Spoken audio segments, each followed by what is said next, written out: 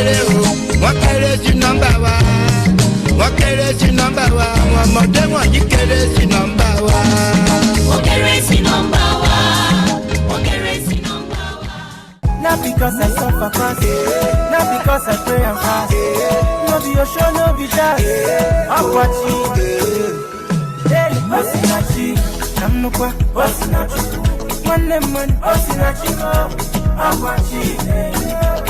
Hey, Osinachi, mama, Osinachi.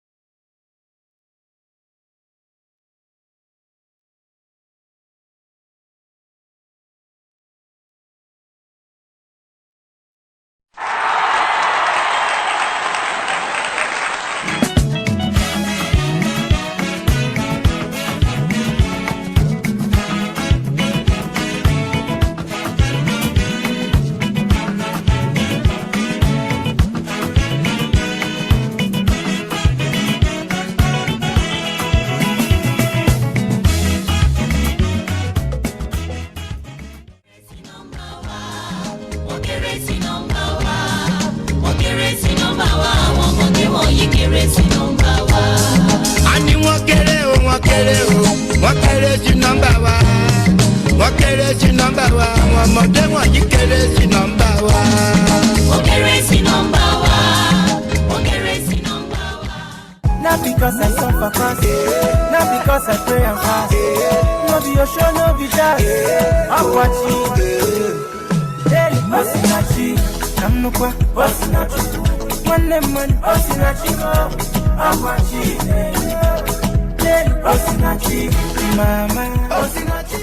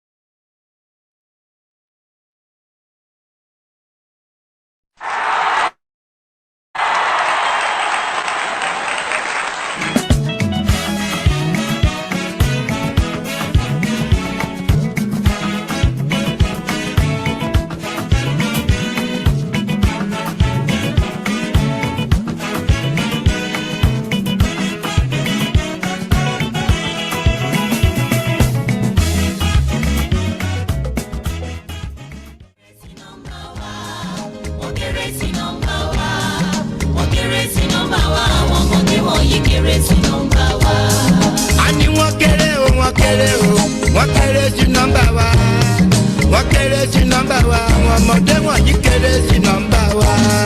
wọ́n kéré sí nọ́mbà wa. wọ́n kéré sí nọ́mbà wa. Not because I suffer fast, not because I pray and fast. No be your show, no be that. I'm watching. Hey, Osinachi, I'm no qua, Osinachi. One, Osinachi, I'm watching. Hey, Osinachi, mama, Osinachi.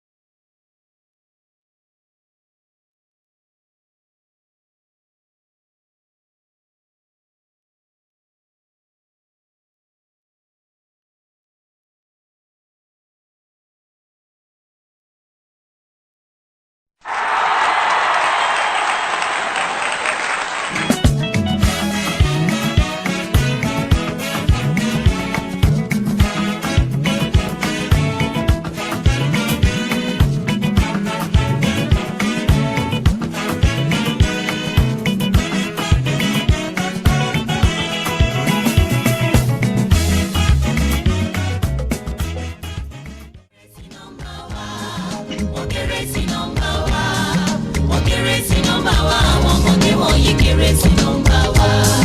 a ní wọ́n kéré o wọ́n kéré sí nọ́mbà wa wọ́n kéré sí nọ́mbà wa àwọn ọmọdé wọ̀nyí kéré sí nọ́mbà wa. wọ́n kéré sí nọ́mbà wa. wọ́n kéré sí nọ́mbà wa. Not because I suffer fast, not because I pray and fast. No be your show, no be that. I'm watching. Hey, Osinachi, I'm no qua, Osinachi. One, Osinachi, I'm watching. Hey, Osinachi, mama, Osinachi.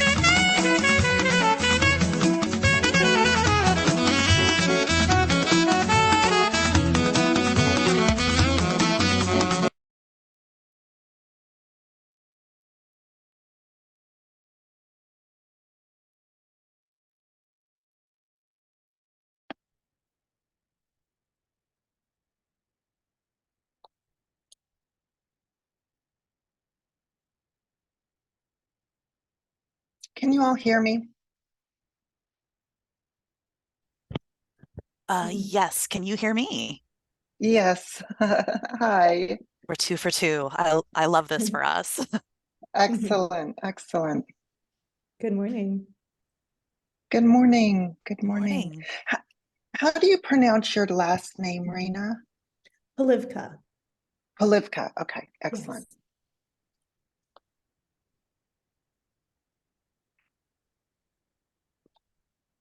So it looks like we can start in a few minutes. Great.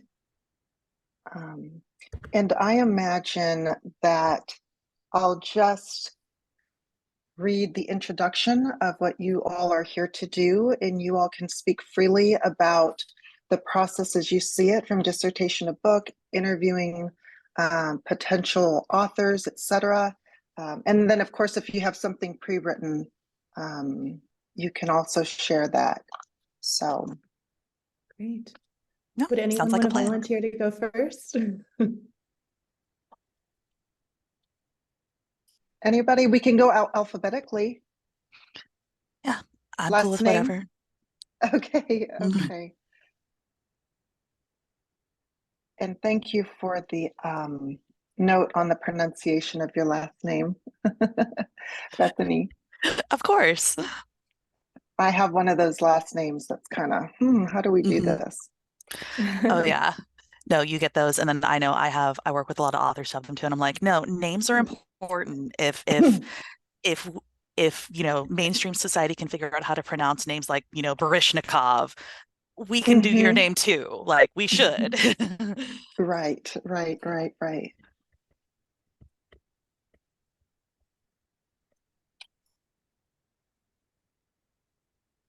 I also think this is the first time Bethany and Dominique, we've met each other as well. So it's really nice to meet both of you. I think so. No, it's absolutely nice to meet you too. I feel like a lot of what we do, we kind of run parallel tracks, right? Where we're all kind of doing the same thing, but sort of in our own camps. And then every now and then you get to see someone at a conference while you're looking at all their cool books and thinking, how much space do I have in my luggage? Do I really like those socks? Can they just like stay here and the book goes with me? Oh, absolutely.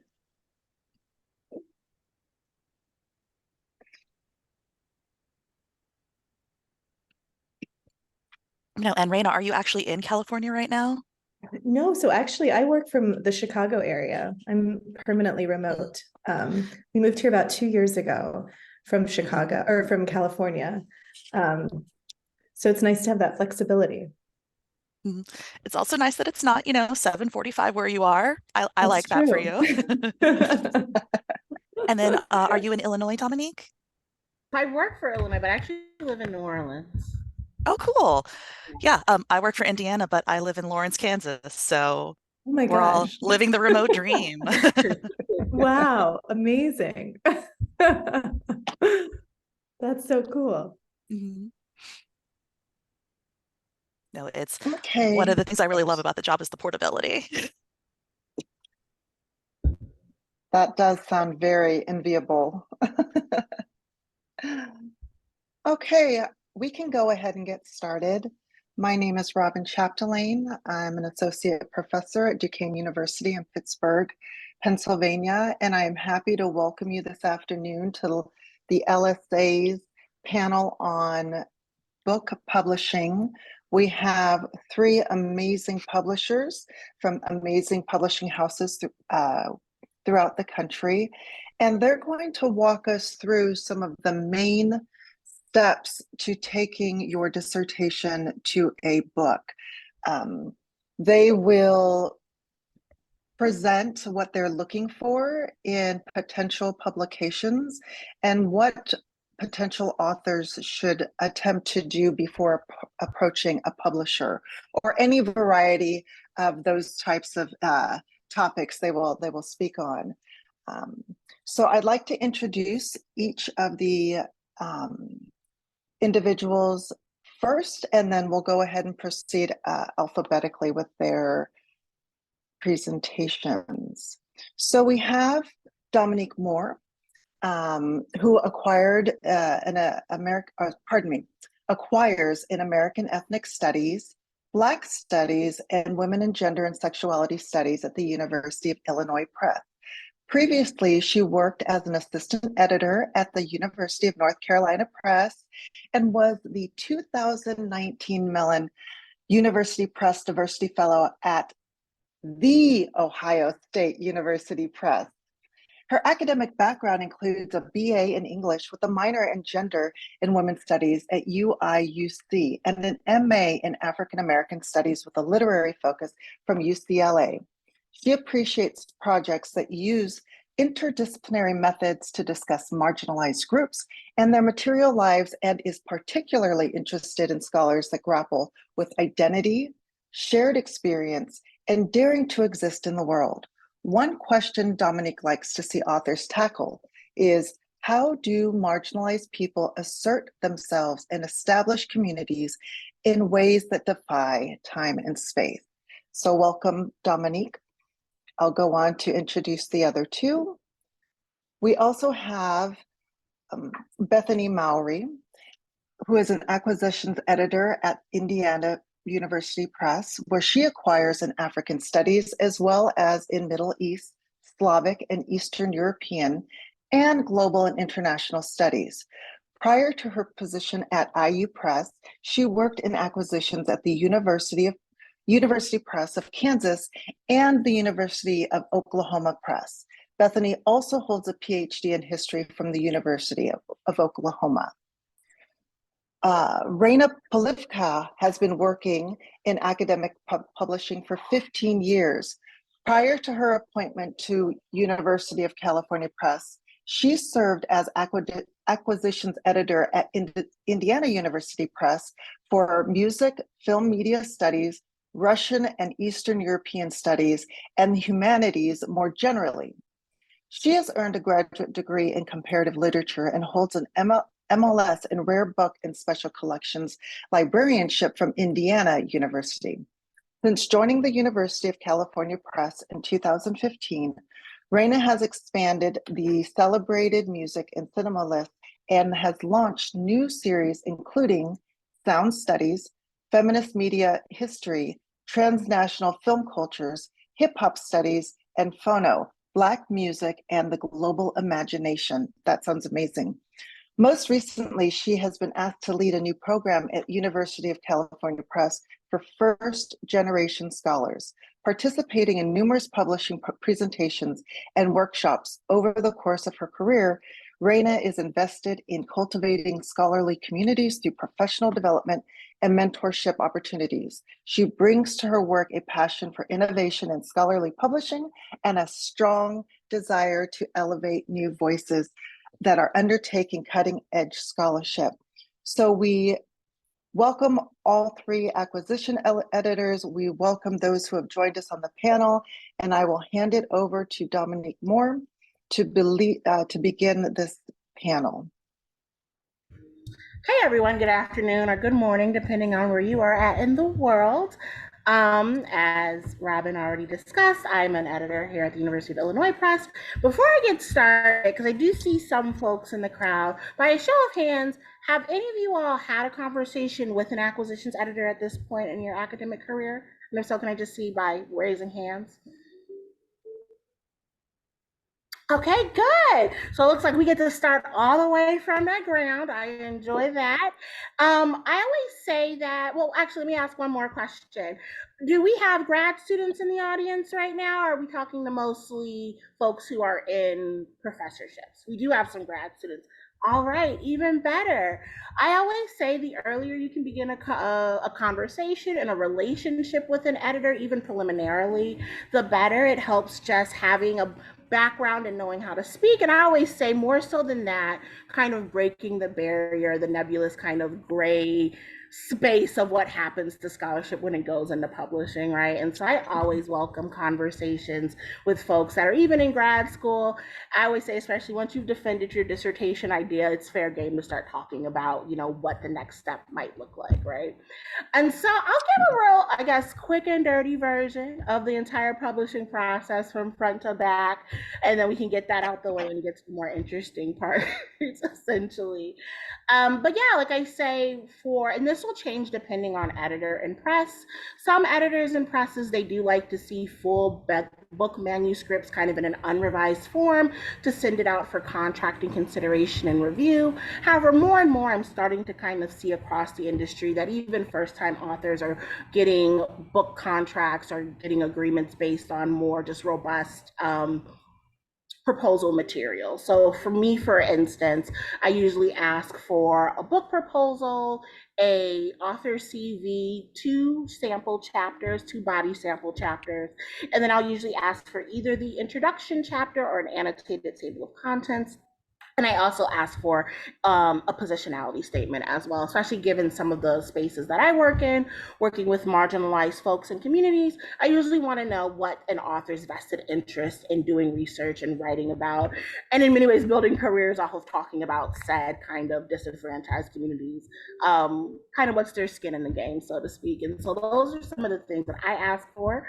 And I send things out for review given that. And then we do again contracting based off of what those two preliminary reviews on the proposals say.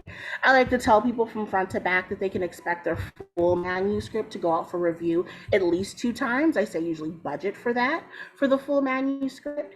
And I usually say about the acquisitions and review process can take anywhere, for working very quickly, it can take 6 months sometimes. I always tell people usually budget for about 12 to 18 months is really normal. I always say that the acquisitions process is determined by how many materials you have ready when we start talking, how robust the revisions that are asked for by your reviewers, and then how quickly you can attend to them. So that usually has a lot to do with teaching loads, when your sabbatical falls, all of that. And so from front to back, I like to say that the entire publication process is usually going to take you about 2 to 3 years, with a year always being in production. And some of my colleagues here, they can speak about their own institutions, but what I've noticed is that it usually takes us about a year to move something from having the penultimate version of that manuscript until getting it out into the world, so to speak. And so that's the really quick version of what happens during our process. But I did want to open it up and have everybody kind of give their spiel about what they're looking for, and then hopefully we can answer some questions. And thank you all for having me today. Thank you so much, Dominique. Now we'll move to Bethany. All right. Yeah, definitely want to echo Dominique here, that really excited to be here and really excited to get to talk to you. When I saw like people saying, no, this is like, grad student, haven't talked to an editor before. I love having those conversations because I feel like there's a lot that's very sort of opaque and mysterious about publishing. And there's a lot that you don't know to ask for because you don't know what you don't know. And one of my favorite things to do in this job is to be able to kind of pull that curtain back and say, no, this is how it works. These are the steps that you need. This is what you can do once you have this work that you've poured so many years of time and effort into. How do we pivot that into a book? And just getting to demystify that is always a joy. So really excited. You probably noticed me kind of like nodding a lot. I promise it wasn't just me like being one of those drinking birds when Dominique was saying what happens with her process, because a lot of that is really similar. As she said, there are some little like differences here and there, like when she was talking about all the elements of her proposal, that's almost exactly what we ask for here at Indiana. The other thing we ask for is just a short statement of why Indiana University Press, why did we appeal to you as a publisher? And I think that's something we can talk about too, is, when you're looking at academic publishing, one of the important questions to ask yourself, and not just for the press, but for yourself, is when you're looking for a press to publish your book, you want to make sure it's a good fit. You want to make sure that not only are they actively publishing in your field, if you have a project that straddles multiple lists, if your publisher also publishes in those lists, like for example, if you have a project that's not just about African studies, but it's also looking at, say, like music or film or religion or anything like that, the more areas your press is publishing in, the better positioned they are to market your book to multiple outlets, which means more readers. It also means more sales. It's a win-win for everybody. So that's definitely something to keep in mind as you're looking. Excuse me. And then as far as the timing that Dominique laid out goes, I would absolutely concur with that. You definitely want to, you kind of work backwards almost when you're mapping out your publishing process, because you always have, that solid about year or so from the time you submit your final manuscript package just through the process to print. That's copy editing, that's designing the actual book and making it look like actual book pages and not just a Word document. That's placing your images, that's sending it back to you repeatedly for copy editing and page proofs. And that's one of the things that really, I think, continues to set university presses apart, is that is part of our process. I know a lot of commercial publishers increasingly are just like, you send it to us, we don't send it out to a freelancer, kind of, it's up to you. If you have that typo that has evaded you for the last 20 times you read the manuscript, and we all know it's still there, too bad. But we always send it out for that. We always send the page proofs to you, things like that. So, and that's all part of that 12-month process. And then of course, printing the books and shipping the books and all that good stuff. And so yeah, other than really kind of conferring with Dominique, I think what I'm really interested in hearing about and talking about with all of you is sort of saying not just what we as publishers are looking for in a book manuscript, because I think it's both a simple and I think difficult question to answer, because every project is different. Every project has its own goals and its own target audience. And so you can't just sit there and say, we want a book that is going to, reach as many people as possible. Sometimes a book is written for a smaller target audience, and it needs to serve the needs of that target audience. That's kind of what we do as academic publishers in a lot of cases. So it's really more about what you as the author want to do, and really also how you as the author are interacting with your press as well, and what we're offering you, because ultimately the goal is for this to be a collaborative relationship. Like both sides should be getting something out of this. And so that's really kind of the questions I think to keep in mind as you're looking at publishers, is not just, will they like my project, but also, how will this further my goals as a scholar or as an academic, or just as somebody who's really excited to see this project turn into a book? Wonderful. Thank you so much. We will now go to Raina. Great. Thanks so much, Robin. And I just want to thank you so much for the invitation to speak today, and for the Lagos Studies Association participants. It's really nice to meet you, albeit virtually, from Chicagoland. I, as Robin had mentioned, work for University of California Press. And one of, I'm really excited to talk to you today about how to kind of go from the transition from the dissertation to the book project, because it's an exercise in kind of rethinking the genre that you're writing in, but also strategizing early on about how you identify as a scholar and what kind of pathway you want to create for yourself as you move into the world of academia. The first thing I'll also echo, but with my two panelists, is that, in the long and short of it, publishing is a long-term relationship.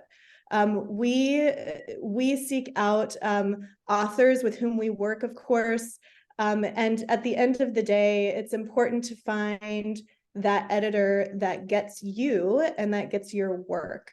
As you've probably already heard, many of the processes once you're in a publishing house are very similar. But presses have strengths all across their list, but at the end of the day, you want to find someone to work with whom you can envision working for a long time. Not only on that first book project, which, as Dominique said, can last up to 2 to 3 years to go through peer review, development, and then through production out into the world, but also further than that, I call upon my authors to then serve as peer reviewers. For example, many of my authors go on to recommend other scholars to me to consider for my publishing lists. And we continue to have these strong relationships throughout the course of our careers. So many of my authors I've known for the entire 15 years that I've been in publishing. And we've been able to kind of see each other's careers and work grow over the years. So publishing really is, in many ways, a long-term relationship. I wanted to touch upon a few things that Bethany mentioned about finding a good fit for the work that you're doing. There's several ways to really go about doing this.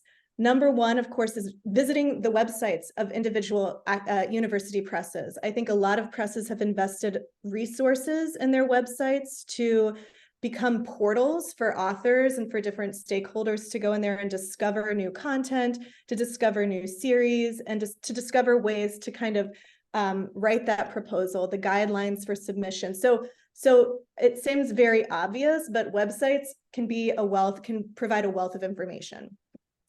If you're mobile or not, because these days professional conferences are quite hybrid, as your own is. I recommend during professional conferences, even before you have a fully fleshed out proposal ready to share, but when you're kind of thinking about where do I see my work? What are different publishing houses focused on? Visiting those exhibit halls, whether they're virtual, many places offer that virtual experience, or in person. If you're in person, you do have the added benefit of actually touching the object itself, right? Like, what does this book feel like? How does the press present itself to the world? And maybe you'll have an opportunity to then corner an editor or a marketing representative and just have a conversation about your interest, about what you're working on, and maybe a little bit about their process. The other place to look too is, of course, book series. I think book series can be a really interesting indicator of new places and new disciplines that presses are really interested in developing. The other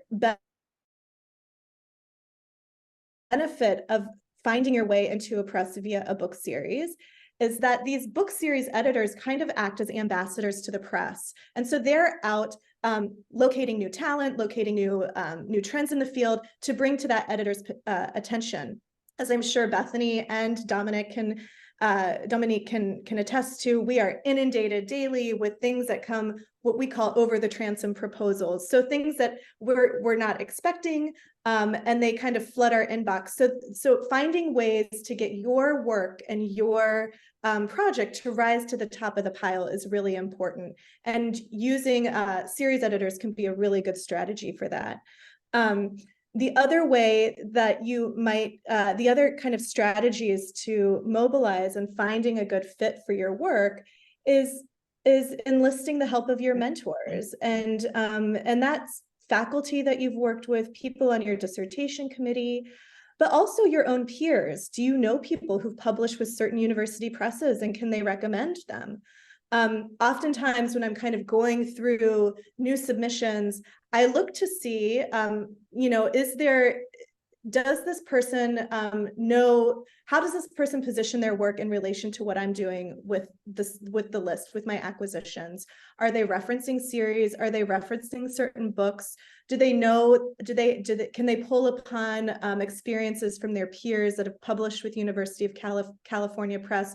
Why are they contacting us in the first place? So echoing Bethany there, that's really important to articulate up front. What is it about this press that draws you there? I have so much to say about transitioning from the dissertation to the book, and I don't want to go out of order here. So Robin, would it be helpful for me to move in that direction, or should we go kind of back through the No, cycle I think here? it's absolutely fine if you start. Okay, great. So the first thing I want to say is about transitioning from the dissertation to the book is, number one, most importantly, please be prepared for the fact that the book will be very different from the dissertation. Very rarely these days will actually, it never happens that publishers will publish a dissertation as is. That dissertation needs to be imagined and written as a book object, right? So therefore it needs to have a cohesive narrative all the way through. The argument really needs to build and be threaded throughout each chapter. And there's several hot tips that I can provide for that transitional moment between dissertation to book. Number one, I think it's important for you to tuck the dissertation away for a little bit and just kind of purge it from your mind. I mean, dissertations are written under extreme circumstances, right? They're written perhaps while you're teaching. perhaps while you're providing service to your department or to your university. They might be written under any number of personal challenges. And furthermore, they're written for a small, narrow audience of your defense board, right? So you're writing it for a specific kind of audience. The book itself needs to be written for a more general audience. People need to be able to come to your work and access the information that you're providing that might not be experts in your field. Now, that doesn't mean you have to dumb it down, but it certainly means that you have to do things like define your terms, provide context, and think about the ways that you're presenting your information that provides a roadmap for your readers. So tuck it away and read widely. Read things like novels and poetry. I always think to just kind of clear your head a bit, but also read those things that you really admired during your research. Was there a particular book that you picked up that just like grabbed you, in which you thought, wow, this scholar is doing something really cool. The way that they're presenting their information, the way that they're telling these stories really resonates. There's no reason that you have to reinvent the wheel. I think finding those scholars that you can kind of that inspire you to kind of model your work after, it can be really helpful for the first book phase. What are they doing well? What is working? So reading widely, read things that inspire you. The other thing I'll say is during this time between dissertation to book, it's really important for you to go back to your dissertation and figure out ways that you can repurpose it strategically. So are there certain chapters that kind of stand alone that you're able to then kind of reshape into a journal article, for example, that might, and send that out into the world. I always encourage, especially younger scholars, before they write their first book, to at least try to get one journal article published, maybe two. These journal articles should not give away like that nugget that will form the book project, but they can be those kind of those tentacles reaching out that lay the groundwork for you as a scholar, so that by the time you do that long form research project, which is the book, people are ready and waiting for your work. You kind of lay the groundwork for the larger project that is to come. It also helps you kind of familiarize yourself with that strange process called peer review, which I'll let my other colleagues talk about as well. And of course, that's something that sets academic publishers apart from commercial publishers, is our process of peer review. So trying to get that journal article out there, trying to kind of, and that's a really good way to think about writing for a larger audience, right? Writing for those people that aren't just your dissertation committee. How do you make your work interesting? How do you draw people in? What is the story that emerges? Let's see. So the other thing I'd like to say about that is thinking about different ways to build your platform as a scholar. So sending the journal article out, but also then presenting your information at conferences is a great way to kind of test drive the work that you're doing. Is there something that you're thinking about developing? You think there's something there. You might not be sure. Well, take it to a conference and just present it to your peers and colleagues. I mean, peer review comes in so many shapes and sizes.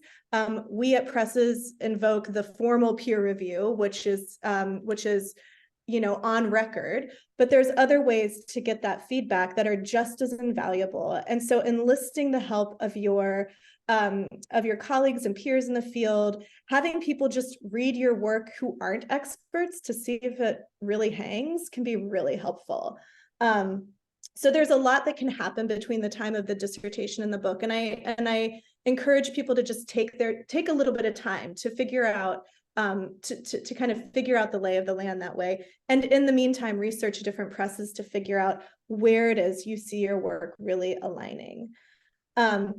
Just a few quick nuts and bolts that I want to talk about, and then I'll pass it off to my colleagues here about some of the issues that we often see with dissertations that are sent to, I would say, manuscripts that come from dissertations that clearly have not been quite developed.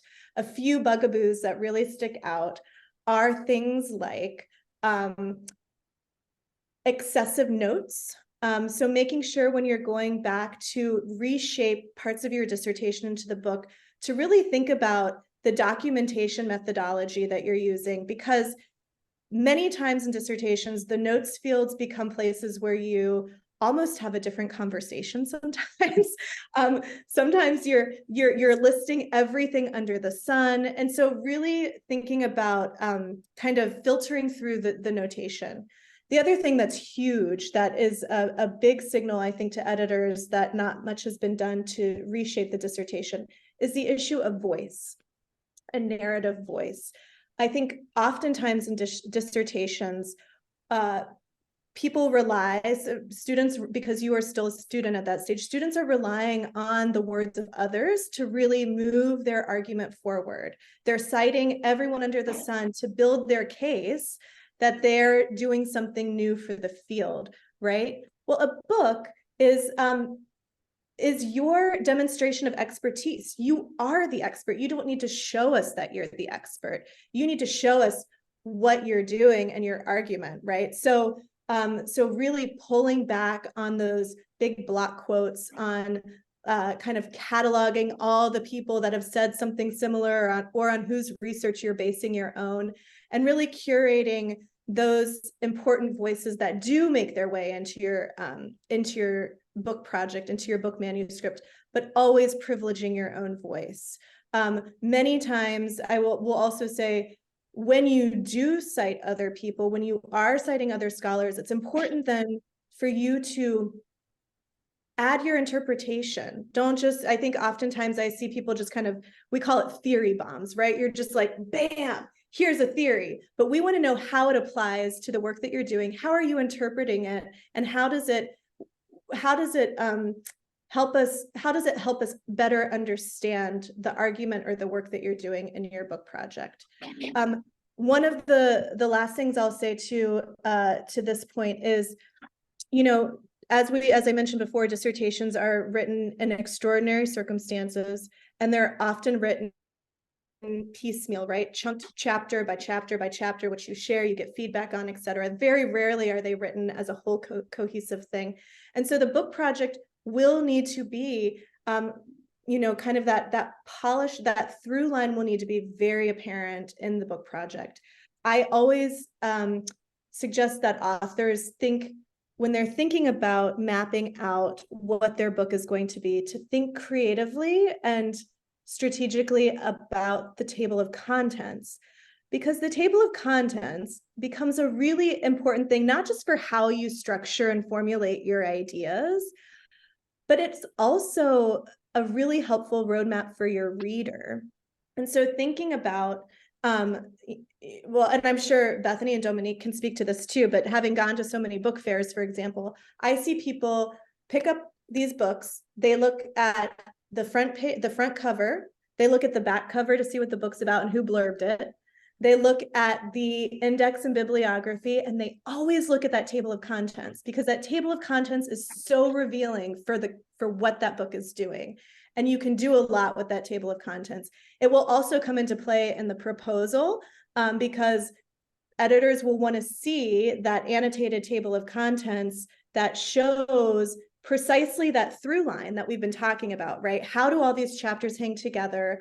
What is it that really makes this project kind of come together, meld? And so those are some quick tips, and I'll pass it off to Dominique or Bethany to take it from there. No, Do either of you? Oh, go ahead. No, I was just saying, if Dominique wants to go ahead, we'll go in follow Raina's order. Or yeah, I'm happy to top in too. Do we rock, paper, scissors? Is that a built-in function in Zoom? Go ahead, Bethany.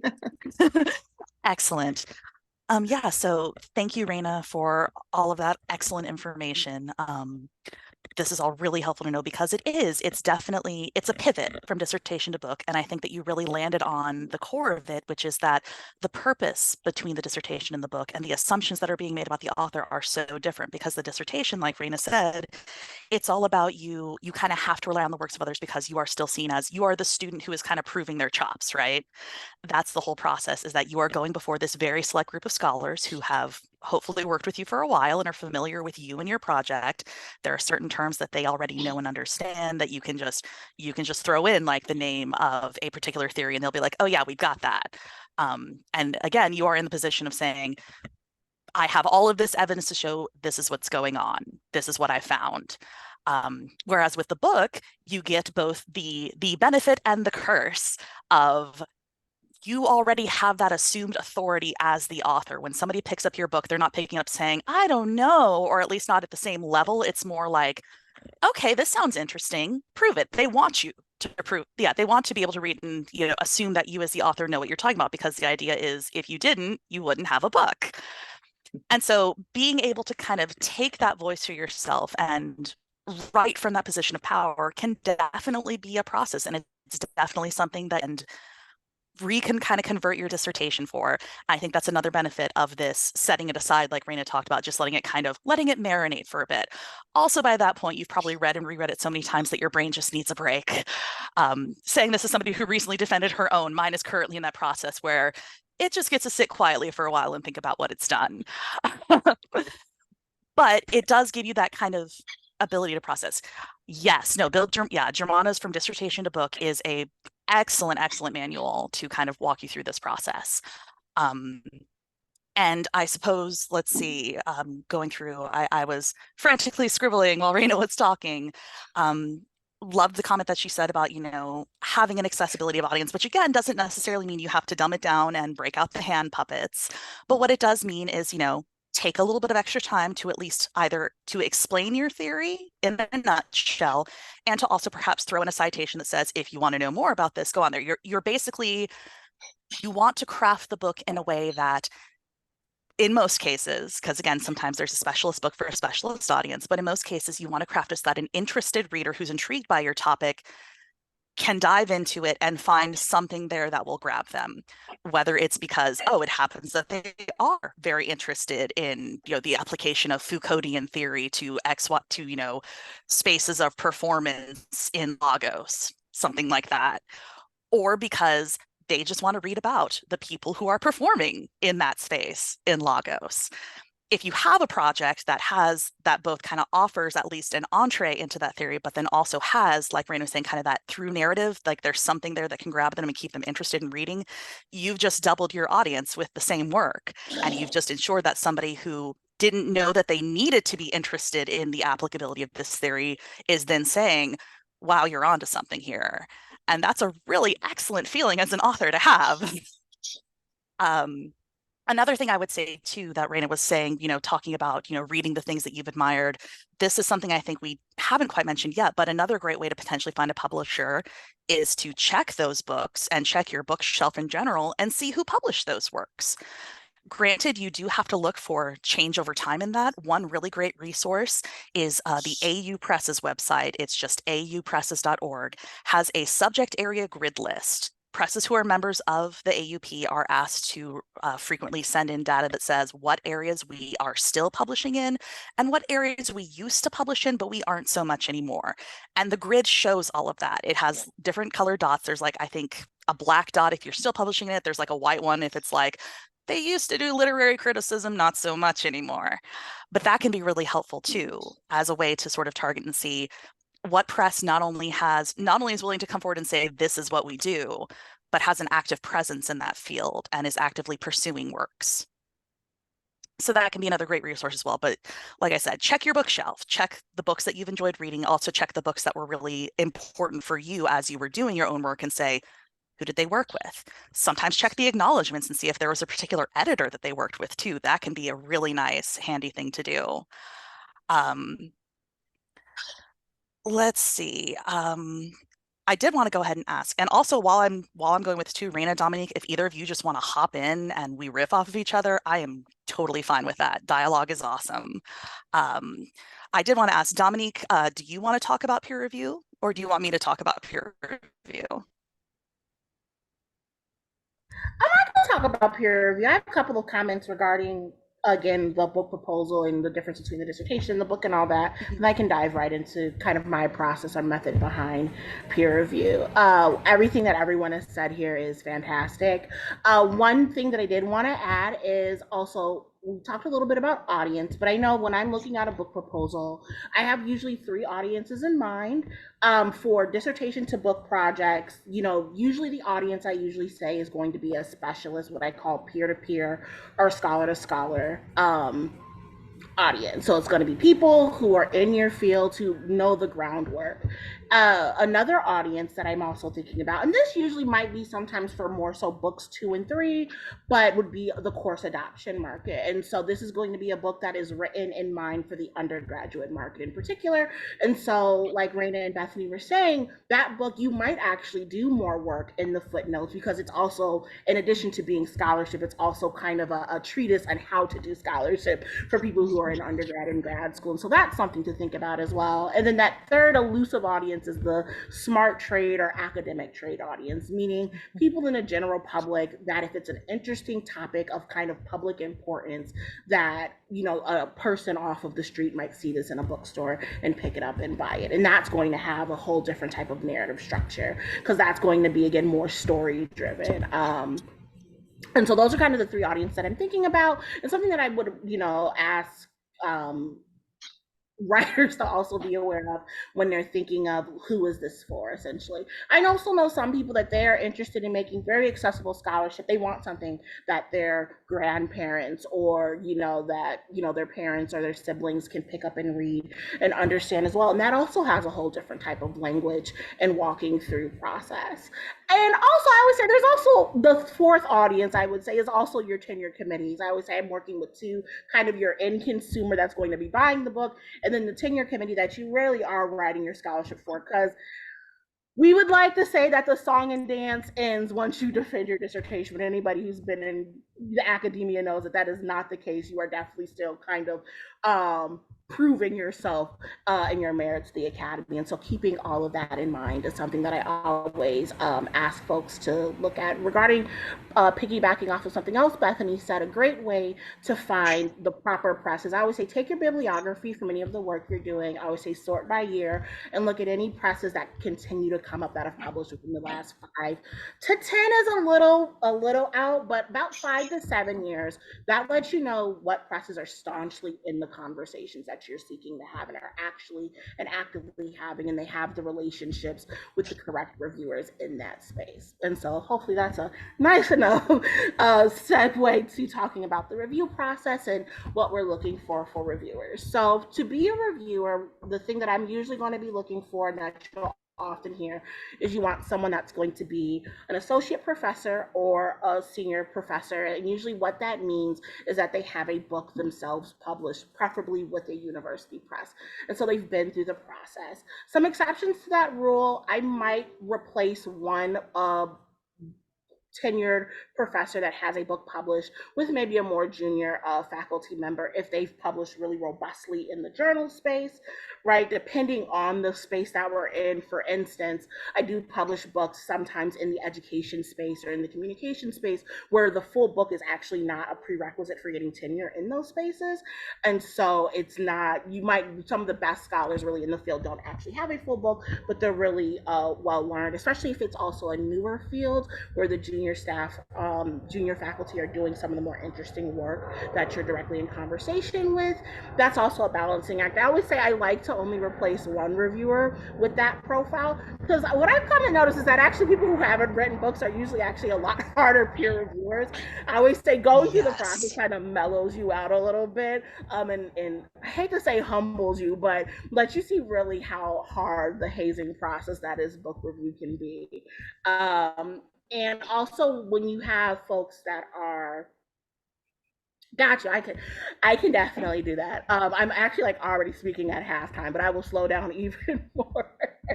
Another thing also is that folks that are kind of really newly coming from grad school, there is a how do I put this nicely? There's can be a kind of a dog eat dog kind of like attacking of people's kind of methodologies that happens in the grad school space.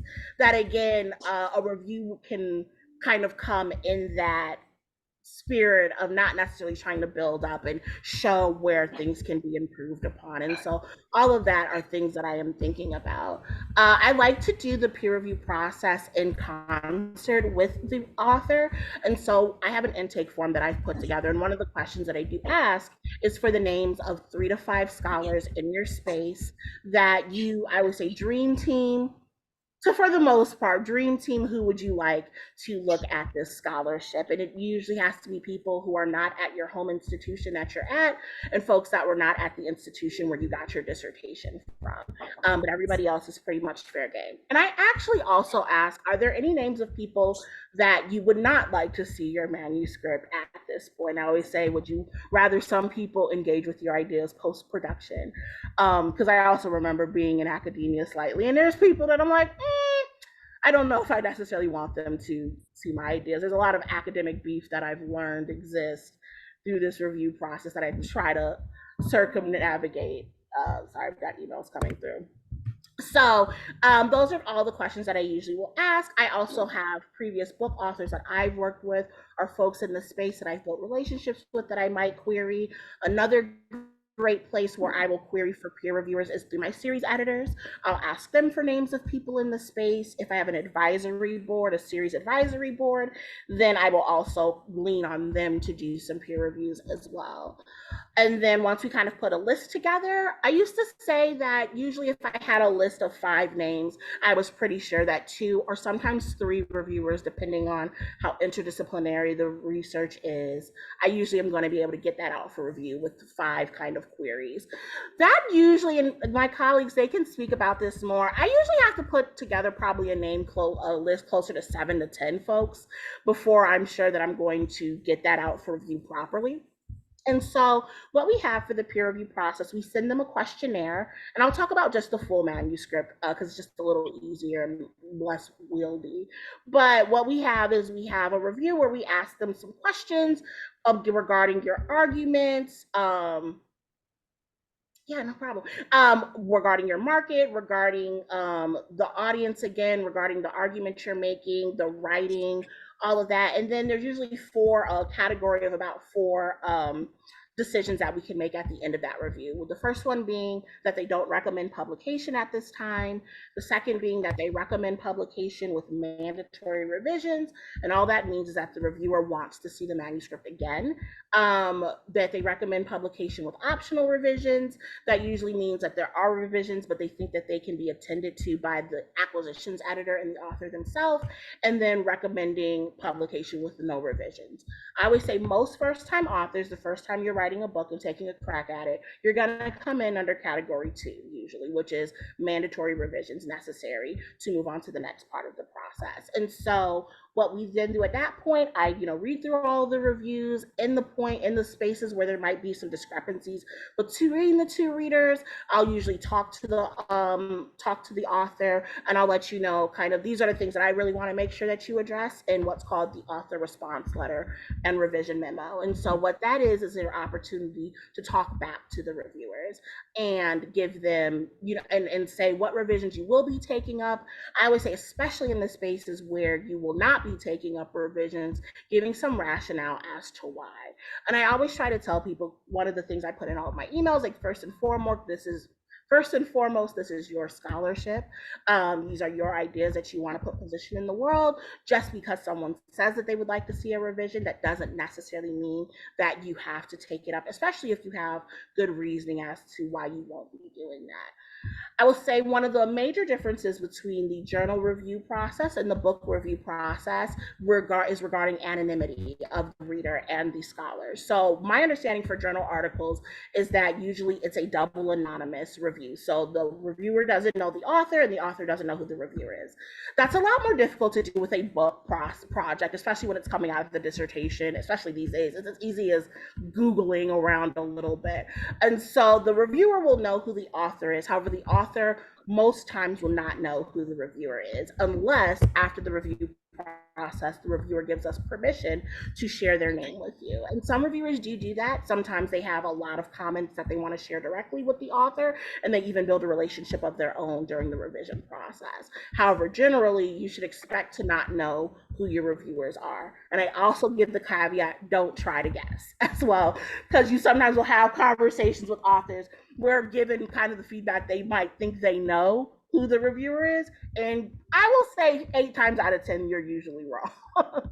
And so there's a lot of funny stories about all of that can happen. But again, I try to have it really be as transparent of a process as possible and as collaborative of a process as possible. One of the things that you also want regarding editor relationship with the author is having someone that you think is going to advocate for you, and that helps by having someone who knows the field at least at a in a basic type of way. I always say I'm not the content expert. My job is to know who the content experts are and rely on their feedback. But being knowledgeable enough about what's happening in that field so that you don't feel like you have an editor that's making you beholden to the process. What we're looking for is we're looking for 2 reviews, usually of that revised manuscript, that say that there is recommended publication with only optional or no revisions. And that is what we need to take it to the press board. There are some situations where I will say I personally have taken something to the press board without having that. For instance, I had a set of reviews where I just adamantly disagreed with the reviewer thinking they needed to see it again. I thought it was unnecessary. And so I never got the sign-off review I necessarily needed. However, I was able to and willing to advocate for the project with the press board and then get it sent through without what we necessarily needed. And so having an editor that understands the field and the process enough to have that flexibility with you is also really important, I believe. And so then I'll let someone else talk about kind of what press board approval looks like, because that's another part of our process. So you're making really these appeals to different folks throughout the process. I would say first is going to be your acquisitions editor, and then it's going to be, our marketing team when we go for discussion, then those external reviewers, and then finally the press board is kind of one of the last stops before we move into and talk about production. So I'll go ahead and I'll stop there. Okay. Raina, did you want to pick up?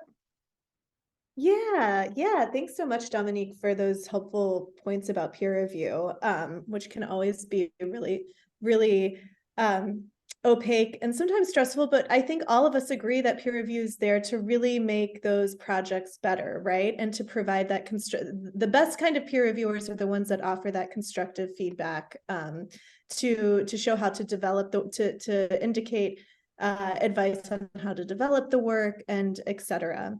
And usually I will say for my practice, I rarely send things out for review that I'm not already committed to developing with the author. So what that means is rarely do I send things out for review to see if it gets a thumbs up or a thumbs down, we should publish it.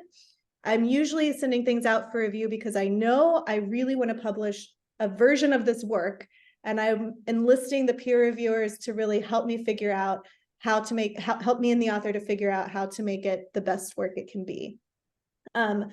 Okay, I wanted to briefly talk a little bit about how to approach an editor and when to approach an editor, especially as a first-time author, because I think that process in and of itself can be really kind of scary, actually. When do you put your foot forward and how do you put your best foot forward?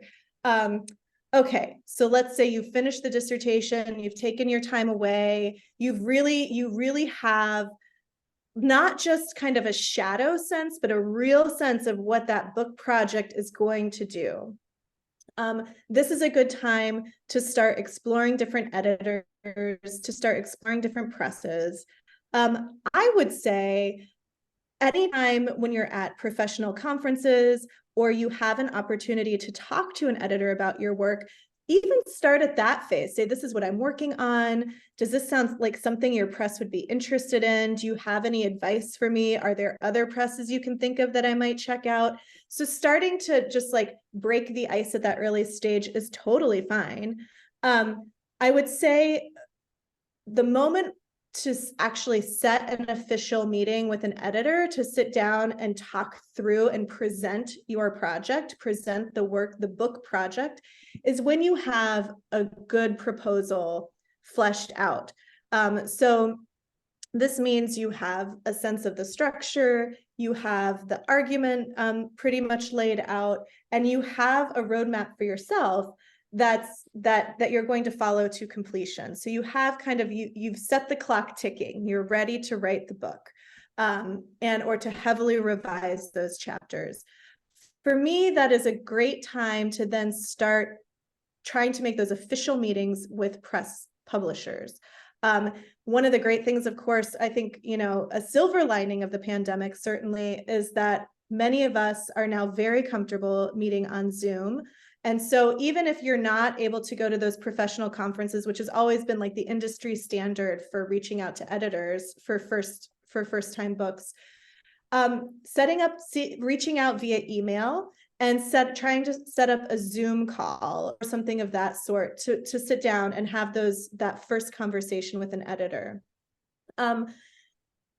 I'll talk real fast first about the in-person meeting, and then talk a little bit about how to make that connection via email and virtually, because it is a little different.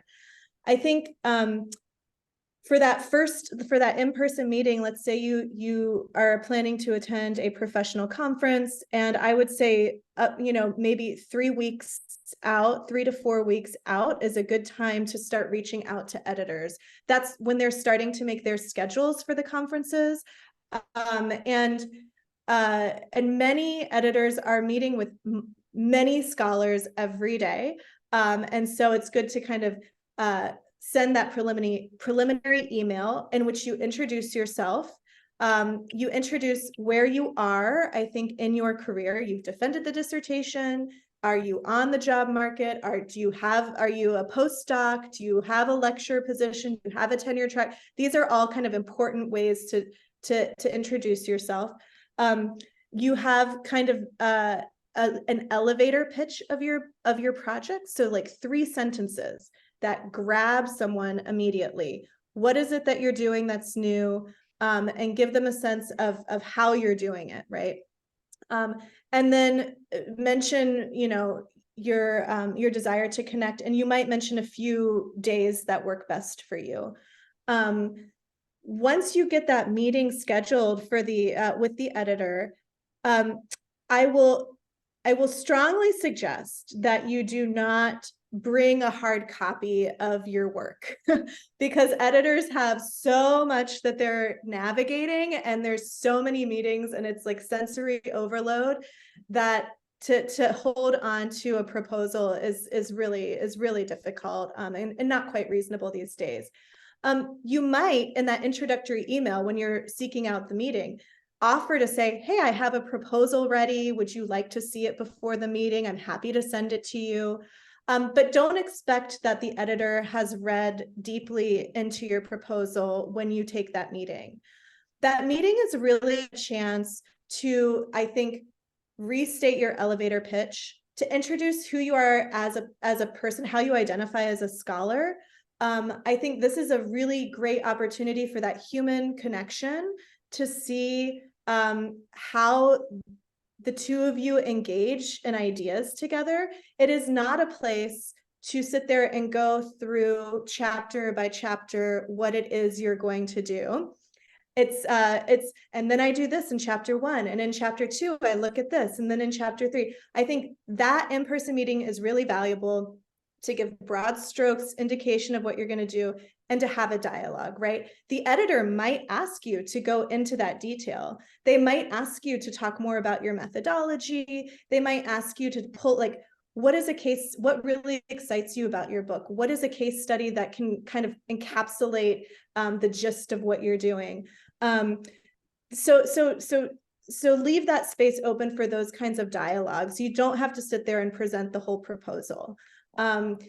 And if you might see an editor's face glaze over. And so this is also a place to ask questions too. So the editor is going to come at you with some questions. And this is a place for you to ask questions. Things you might ask might be things like, what do you like to, what does your press like to see to move forward with peer review?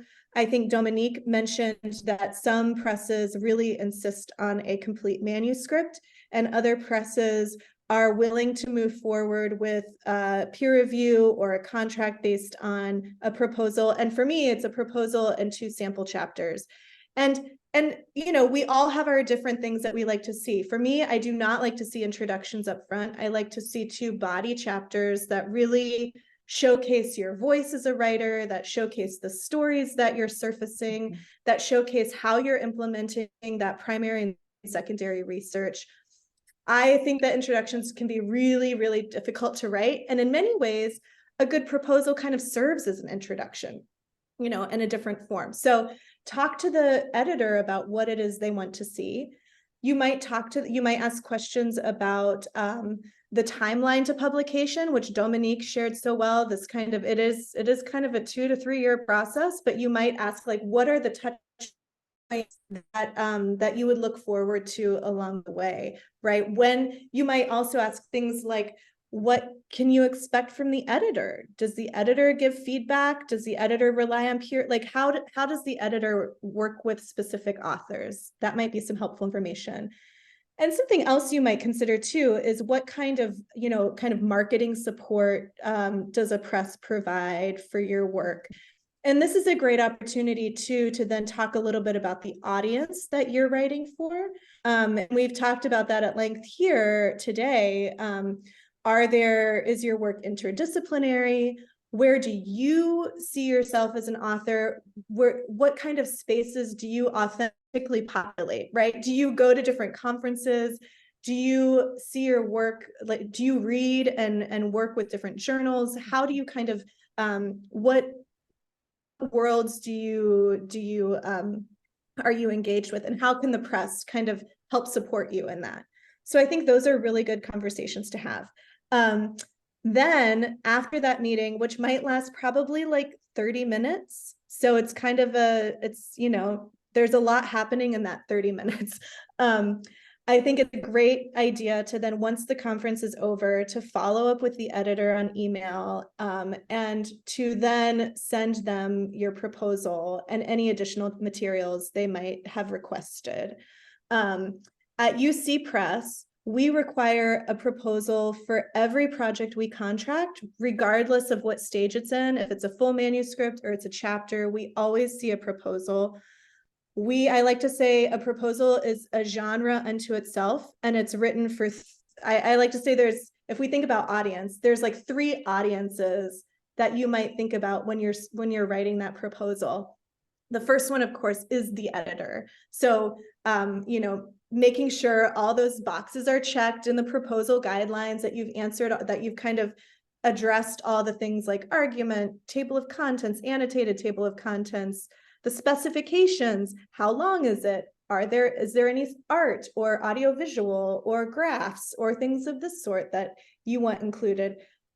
Because this document is the thing that will ensure that both people have a shared vision for the project. And so that the proposal becomes very important for that relationship to really unfold. So the editor is audience number 1. Number 2, of course, are the peer reviewers.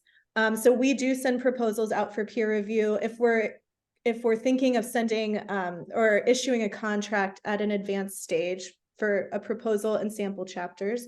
And so, of course, you want to make sure that you have cited all the right people, that your argument is really solid. You might provide a short bibliography to kind of showcase the works that you're referring to or that help inform your project.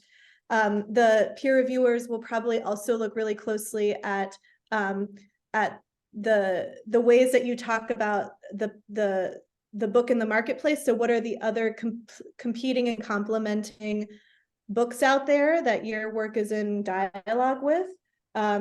That shows that you know kind of the lay of the land and how your work is positioned there. Okay, so editor, peer reviewers, and then for us at UC Press, our proposals then go to our internal board.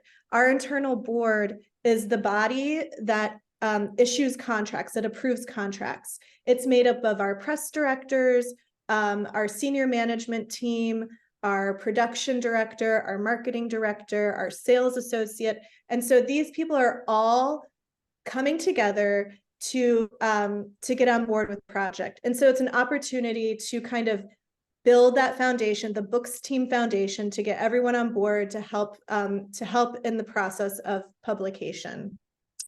And so to follow up then with that proposal is a really great thing to do after you have that meeting. And this new kind of Zoom virtual space, when you don't have a professional event to really model that point of contact around, of course, email is the best way. But emails, as I mentioned, we receive tons of emails every day. And so it's really helpful to be able to introduce yourself, and is there reference and to really either, I think, reference a mentor or a peer or someone that you've admired who's published with that press, or reference a series or several recent publications, something that really shows the editor that you've done that legwork to think about how your work will fit at that press.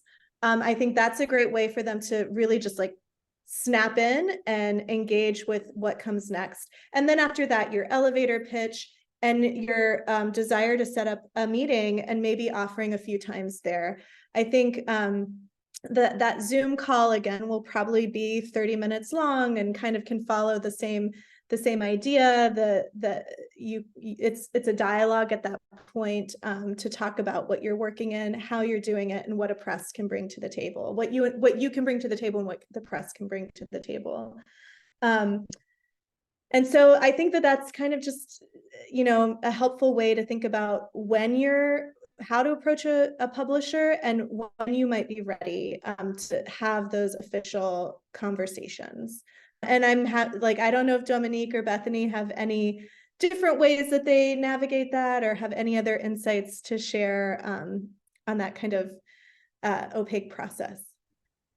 I think I just want to take a moment here just to say, I know we're throwing a lot of very detailed, very intricate information at you, because this is just the stuff that comes up in the process. And I think we're trying to pass along as many kind of little helpful tips as we can.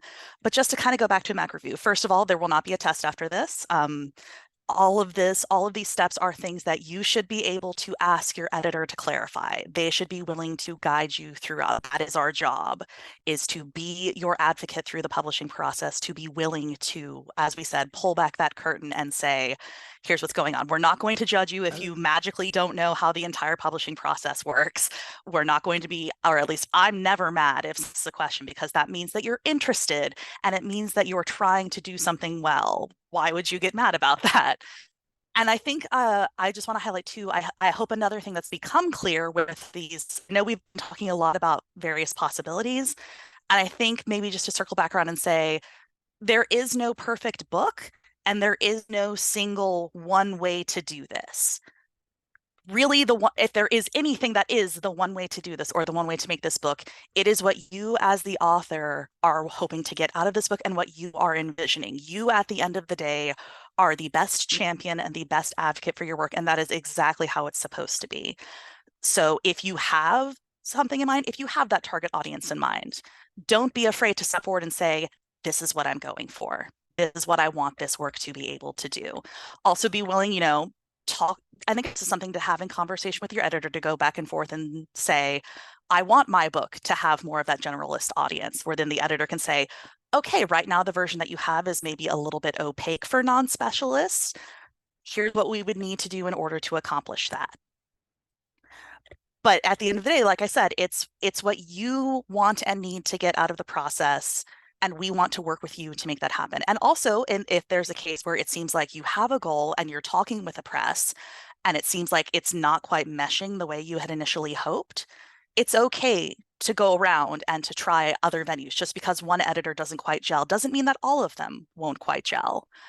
Just because, yes, I mean, there are certain points where we would appreciate it if you don't back out. Like if we've already started the peer review process, that means we've already invested significant time, money, and resources into the project. It happens, but it kind of sucks when it does. So maybe pull up before that point. But that was, I think, something that just is important to keep in mind, and I think it's something that's very easy to lose track of in this process, where it very much feels like you are up against this kind of opaque monolith of an industry, where it feels like you are going toward it and saying like, please publish my work. I would really like a book to happen. You also are in a position to say, this is what I'm looking for. This is what I would like to see happen. And I suppose just circling back around a lot of the similar situations that we were talking about with peer review in terms of finding people, in terms of sort of what we're looking for, in terms of who we're talking with an editor. And again, that's something too that can vary press by press. Some presses, depending on the size of the press and how many books they're publishing per year, some editors will have more time to get to projects. Some editors will have less time to get to projects. It really depends. They'll tell you though, your editor should be able to tell you this is what to expect. And that's another consideration as well. And I also went ahead and linked in the chat talking about proposal prep. That in and of itself can be, and I've seen it be its own panel session. If you want just like a quick good reference guide, Laura Portwood Stacer writes really excellent proposal guides that have all sorts of lovely and wonderful checklists, which I deeply appreciate on a spiritual level. So we love a good checklist. So, but yeah, I don't know. I mean, I suppose, Raina, Dominique, anything else you'd like to throw in just in general about sort of that relationship between editor and author and sort of what they as scholars should really kind of be approaching us with the initial goals of establishing sort of with that first meeting? I actually was going to pivot, so I wanted to spend a little bit of time talking about contracts and agreements. I did see a question regarding royalties, Yes. and I know that is often like the least talked about part of this. And so, but if we did want to talk about author-editor relationships, I didn't want to just like steamroll over that either. That's fine, Dominique. Why don't you go ahead and answer the question that you wanted to, and we can just go back and forth. Gotcha. Yeah. So, what's going to happen when you get that contract finally, either based off of your proposal or your full manuscript? One of the questions that you'll hear is what's the difference between a fully executed contract and what's an advance contract? I will say, and Bethany and Raina, they can speak about their own practices. I'm probably usually out of 10 contracts that I'm signing, 9 of them are usually going to be advance contracts. And we're doing them just a lot more because we're contracting a lot earlier, it would seem, in the industry than we probably used to historically. I think that's fair. And so in advance, yeah. So what an advance contract is it's one that's going to say that we are committed to publishing this pending kind of that press board review. And so I always say until we get the kind of green light from our press board to send it into production, we can't publish the book. But what an advance contract does do is it does show that the press has a commitment to publishing that book. I honestly don't, for myself, I don't really make too much of a difference between the two. I'm just as committed to any project that I put under contract, regardless if it's a full or advance contract. Mm-hmm. I have had, for example, projects that have had to go out for, in rare occasions, they've had to go out for 4 and 5 rounds of review sometimes to get what we needed to develop that project. I came in kind of on the latter end of it or whatever, but I still took it to the press board. Anyways, like I said, you'll have a conversation with your editor. Sometimes when that's happening, there is sometimes a decision to part ways at that moment, but not always. And then talking about the terms of that agreement. And so what the terms are going to be, it's going to tell you what the word count is that your editor and your press is going to be looking for, that final word count that can usually balloon up by maybe sometimes 5%, but I usually try to keep it there. I am the stickler at my press for word counts. I don't like to see anything go over that 5%. I never like to see books that are over 100,000 words, except for in very limited cases. And then in some instances, you might have terms regarding the artwork, how many pieces of art, well, if they're going to be published in color. Those are things that you might want to discuss with your editor up front before the contract is signed. I like to tell people that the press writes the cost for a book of 100,000 and less words with 10 to 15 photos in black and white. You're really not going to hear anything from me regarding funding once we're talking about color, once we're talking about scatter color, once we're talking about larger books. We are going to usually be asking for some type of funds to help, again, support the cost of that publication. As those of us in the university press, we are in the nonprofit space or not-for-profit space, meaning we're not making a whole bunch of money from these books. I don't think anybody that's looking to make money goes into publishing, quite frankly, but we are looking to recoup our losses on the entire program that we do publish, right? And so then you're also going to have things about language rights. When do the rights revert back to you? And then what is the royalties that you can come to expect from it? In the spirit of transparency, I just say what our royalty structure is. For first-time authors, that's 5,515. And then for second-time authors, it's usually going to start at 7,715. So what that means is 5% or 7% on your hardback, 5% or 7% on your paperback, and then 15% on your ebook distribution. I have been at presses where that number is 10% for ebooks. That's usually about what it's been around the industry. I've worked at a few presses at this point, and that's about what I've seen as standard. What you might see, particularly for dissertation to book projects, is something called an escalator. And so you might hear an escalator 300, escalator 500, usually on your hardback. And what that means is that you don't make money for your hardback until you sell the 501st copy. And so that's part of the way to recoup the cost. We've waived that at our press, and so we do have all of our scholars that do make money from selling of book one. However, when I came into the industry, like having an escalator was kind of the norm. I don't know what that is at other presses, but I do know that we have waived it at ours. When it comes to language rights, the language rights usually will revert back to the author within 24 months. I usually tell folks that there is some leeway regarding language rights. In markets where I do believe that there is a robust kind of non-English audience, if we are not able to place it as someone I acquire quite a bit in Latinx studies, and so the Spanish language rights are usually something that I do revert to those authors within 12 months as opposed to 24. And so those are kind of things that you can negotiate for in your contract. There's not a whole bunch of wiggle room, is what I like to say, depending on the press. I've worked at presses where there is less bureaucracy from the institution that they work for. But at the institution I'm at now, for instance, all of our contracts, if they're not kind of the stock contract, it has to go back to our institution for approval. And that can take a long time sometimes. So there are things to keep in mind regarding relationships and what you can and can't negotiate for. Oftentimes your acquisitions editor, when they give you your terms, like I said, I have very little wiggle room in most cases, unless there is something that is, again, attractive about the project where I can, again, get better terms at times, but that's very few and far between, is what I like to say. One thing that you can always try to get when you're negotiating contract is more free copies. Our standard is usually going to be, I believe it's 8 and 2, which is 8 paperbacks and 2 hardbacks of your book upon publication. But I always say try to negotiate and see if you can maybe get more regarding that. There's usually going to be an author discount of about 40%, meaning that if you're buying your book, the author discount is usually going to be 40% off when it comes to that project. And so that's kind of the nuts and bolts of what the agreements look like. And I'd love, Bethany and Raina to step in if there's any kind of idiosyncrasies about their process that differs from that standard. Ordinarily, I would be all about that because I love contract transparency, but I know we're down to the last 15 minutes and there's some really good questions. And I know we've got some in-person ones as well. So I know we had one, there were a couple questions in the written Q&A here that were basically kind of harkening back to what Raina had said previously about publishing previous parts of your article to book. And I think that's a quick one we can throw in an answer with. As Raina said, journal articles are a great kind of practice for testing your ideas in the field, so to speak. They can also help drum up, kind of excitement for your book. People will say, oh, have you read so-and-so's article? Oh, they're coming out with a book that's, on a similar topic.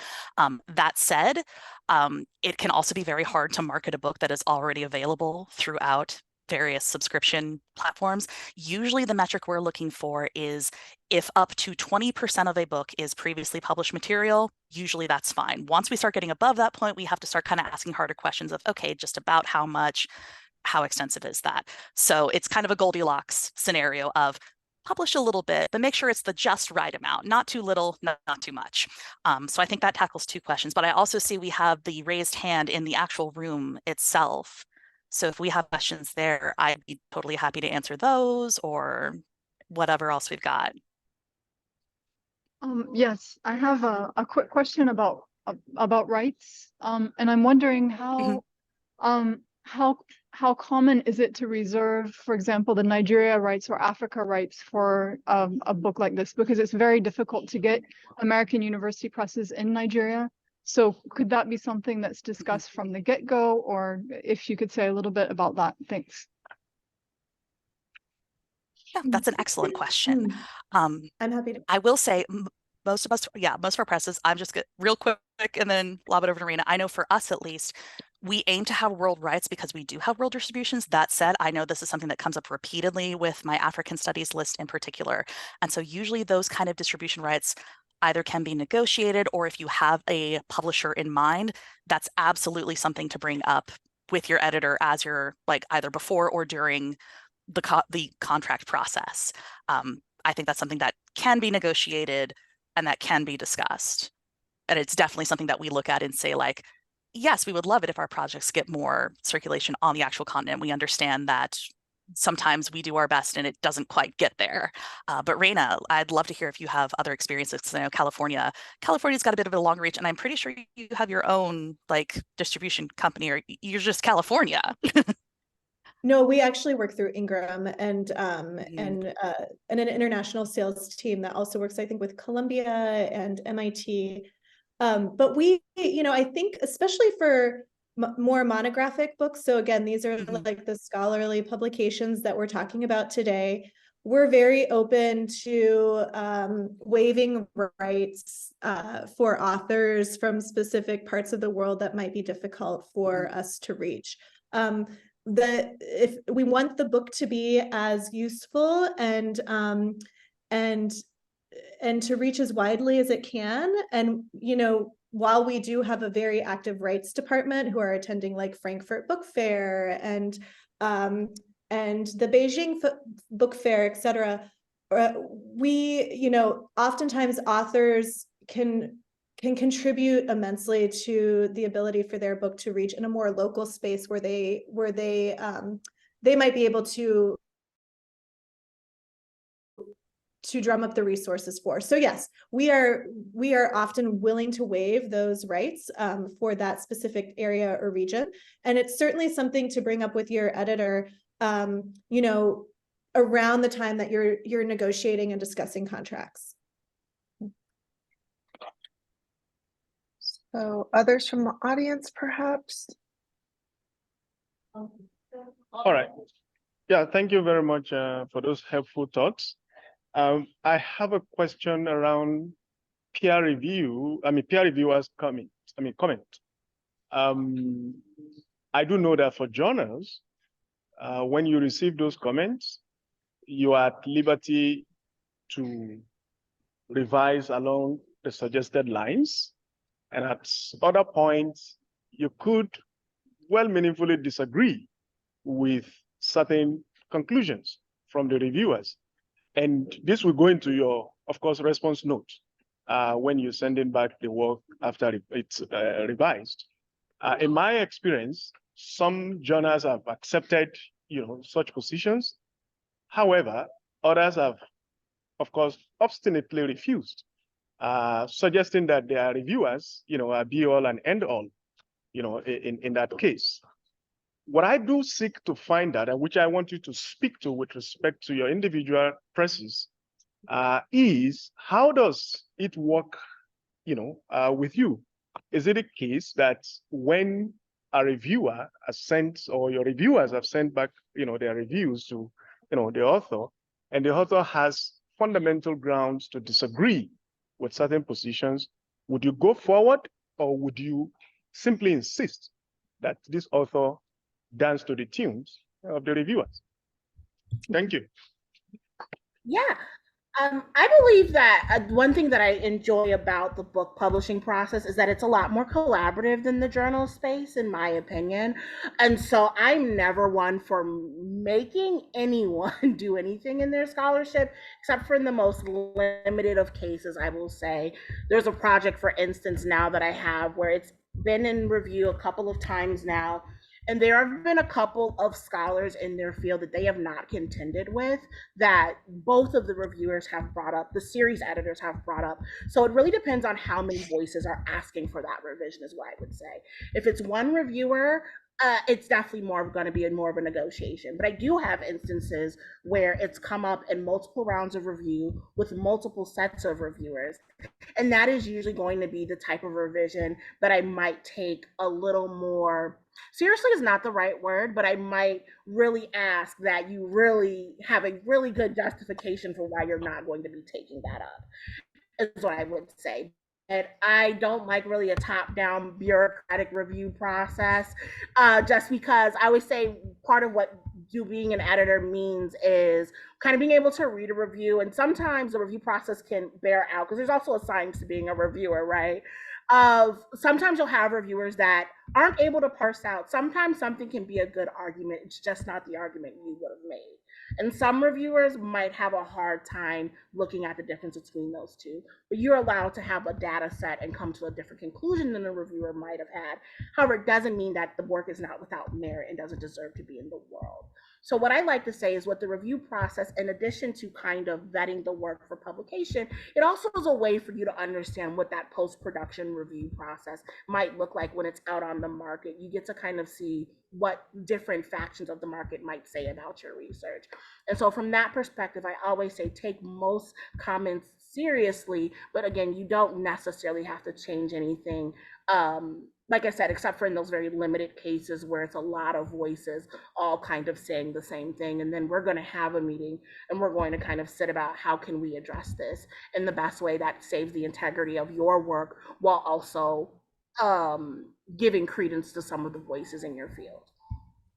Yeah, I would agree with that. I think it's what we always ask for when we ask for our authors' responses is thoughtful engagement. That doesn't mean, like you said, dancing to the tune or rolling over. It means that if you do have a disagreement, what we want is for you to be willing and able to sort of unpack it and say, you know, the reader asked for this particular change. This is why I don't think it's a good idea. If there's any way that you want to meet them in the middle, great, awesome. Or if there's a way, sometimes what the reviewer is asking for is less an indication of something you should change and more something where, like, maybe you add a couple lines in the introduction that say, this is why we're not going down that path. You know, maybe you're doing something about like expressive art forms and you say, I didn't actually go into dance because that's kind of a book on its own with this particular subset of topic, but that gives you, the author, kind of an opportunity to both do and to say in your response, I am going to add some clarification as to why I'm not engaging that path and I'm not writing that book. But just like Dominique said, it's the very unsatisfying but very true answer is it really depends on the specifics.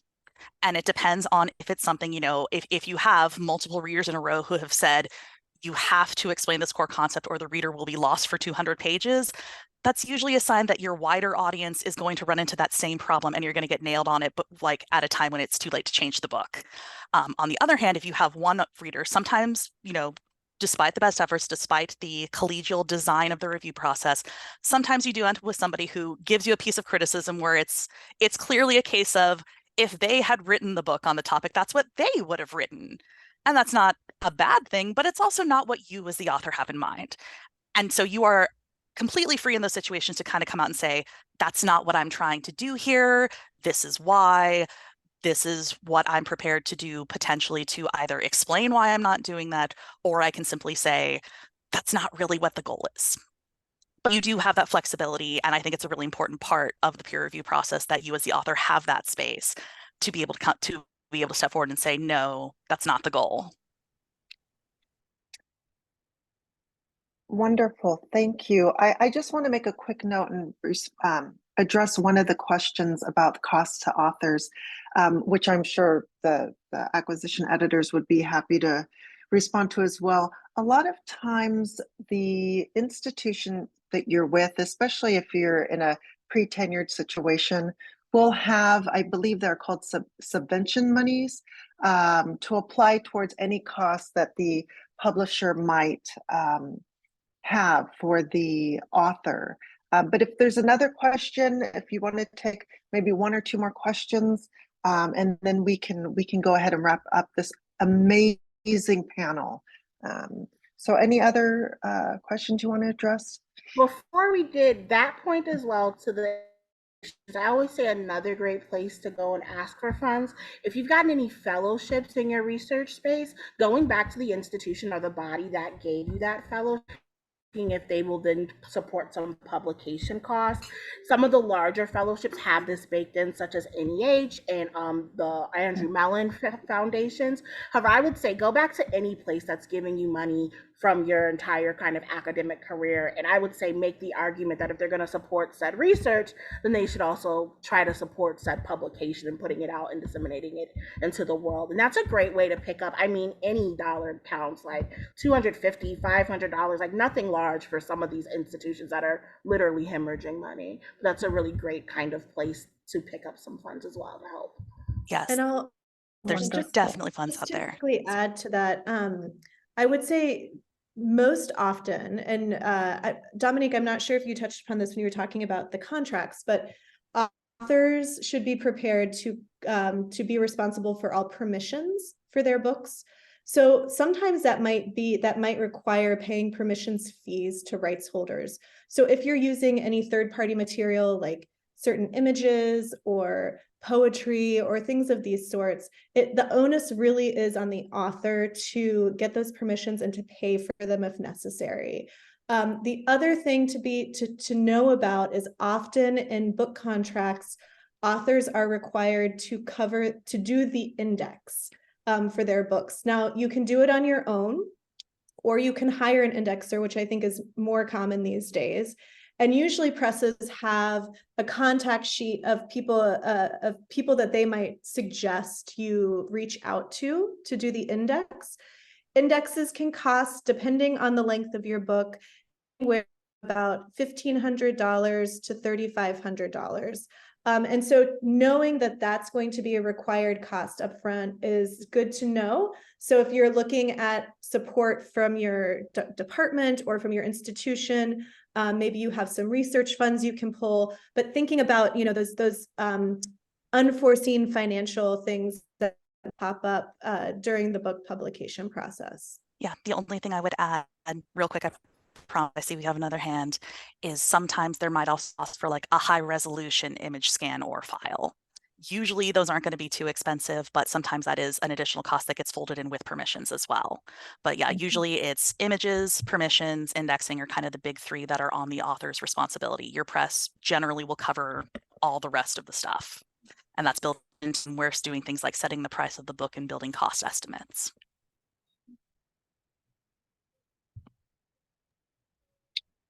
So the in-person Thank you so much for the information given to us.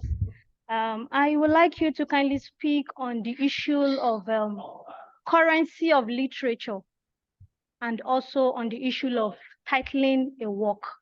I know that a title of a work is like a window that gives a background information about what the work is all about. So I will please like you to speak on both that I've just said.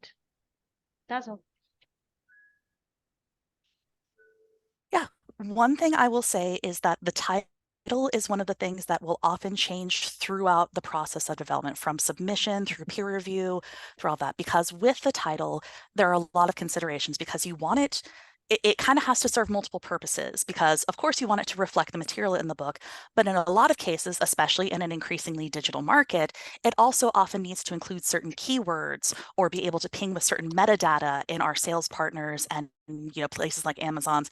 You want it to already include the terminology that if people are looking for a book in that field or on that topic, they're going for. And so, like I said, the title can change repeatedly. Often that's one of the things that just transforms constantly as everybody throws in their information. You as the author have input, we as the press have input, not just your acquisitions editor, but we also ask the marketing team because they're the ones who are most up to date with the metadata. But I would say if that is an ongoing concern, we definitely love and want a good title, but it's also something that can be, it's not as immediate of a concern. The really important thing is the content and structure of your book. The title can kind of grow organically out of that. Like, I don't know if I've ever had a project where like a proposal comes in and everything else is promising and the title's not good. And I've said, well, the title's not good, so obviously we just have to send this one on its way. Like, that would be, I cannot imagine doing that. That's a situation where I reach out and say, hey, fantastic, wonderful project. We'll workshop the title as we go. The one piece of advice I always tell people is if you've got an interesting idea for a title when you're doing your research, save it for your book. Do not title your dissertation something interesting. From the perspective of searchability, when someone puts in the title in your name, you want the first thing that pops up is your book and not your dissertation. And so there's been times we've had to let go of really good titles because they've used it for their dissertations or their articles, and so the book gets buried under the searchability online, right? And so that's always kind of, if I could tell more people something earlier, it would be that, because there's a title like I had to let go because we were like, it's just not going to show up, and it's really the perfect title, but it's going to do it a disservice down the line. So that's kind of the biggest piece about titling from the beginning that I say that authors can guard against really early. That is such Thank a you. good piece of advice. Yeah. Thank you so much to all three panelists. I think that I've even learned something today.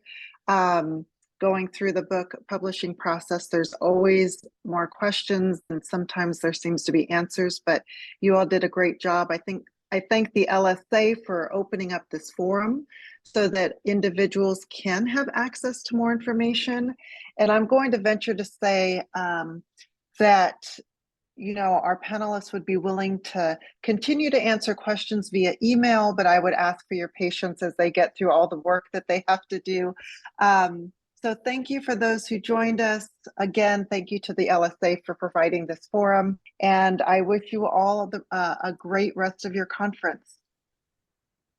Yes, thank you all so much. And thank you for sharing, Robin. Much appreciated. Yes. And thank you, Raina and Dominique. Absolutely. I learned stuff too. Bye-bye. Bye. Bye.